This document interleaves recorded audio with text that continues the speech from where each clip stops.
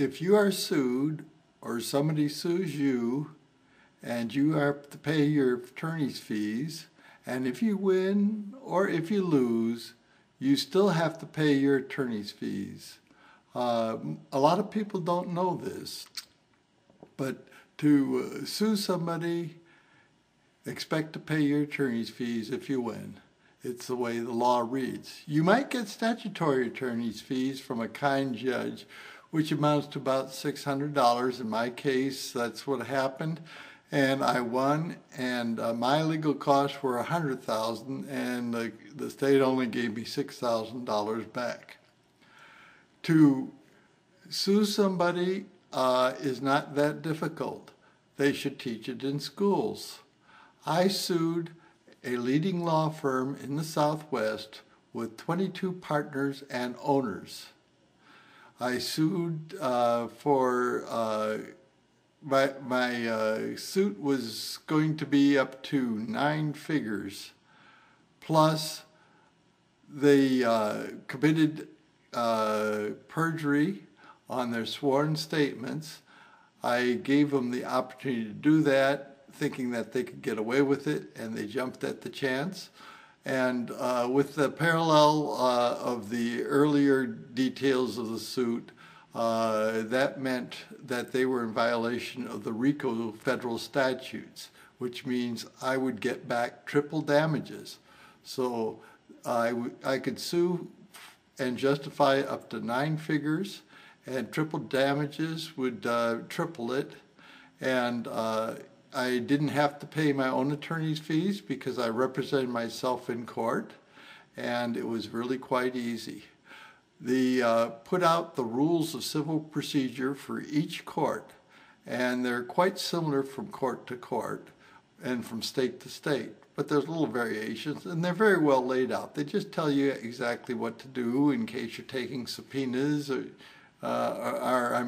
giving subpoenas for depositions, or you're running interrogatories or production of documents or anything like that. So it's just something you just follow the rule book, the rules of civil procedure. The judge is very sympathetic to you if you're representing yourself, and he will help you so you won't miss deadlines. It's not his responsibility, but his responsibility is to get a fair trial, so that could include the help. Our classes in high school and college should teach the layman how to sue in court representing himself. It's a tremendous savings of money. If you sue somebody for, say, $100,000 and your attorney's fees were $100,000, you got nowhere. And if you lost, you paid your attorney $100,000 plus whatever the damages are. What are the percentages in that? And lawyers won't tell you about the attorney's fees not being collectible. So you really get stuck. In my case, the law firm, one of them was president of the State Bar Association, and another one was legislative counsel in charge of ethics. And here I was suing that law firm for legal malpractice. It was really easy. With the RICO proof and the amount of the damages, I didn't even have to take depositions. They decided to settle. So we settled. I can't tell you the amount of the settlement, or I won't. And but it was a very good experience. Plus, it gives you mental challenges. It's like playing a chess game, sort of. So it wasn't that difficult. If you have a little bit of reason and logic, you can represent yourself in court. It isn't that big a deal.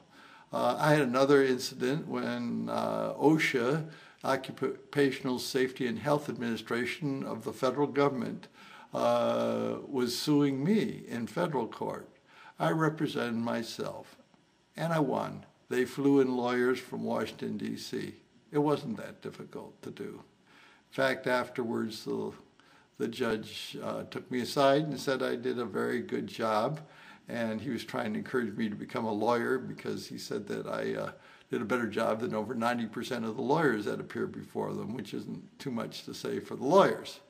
I know the old adage that the attorneys like to give you, that if you represent yourself in court, you have a fool for an attorney or client or whatever. And this is not the case. In my case, if I'm a fool for representing myself and I win a settlement, what does that make the other side? And they're all attorneys.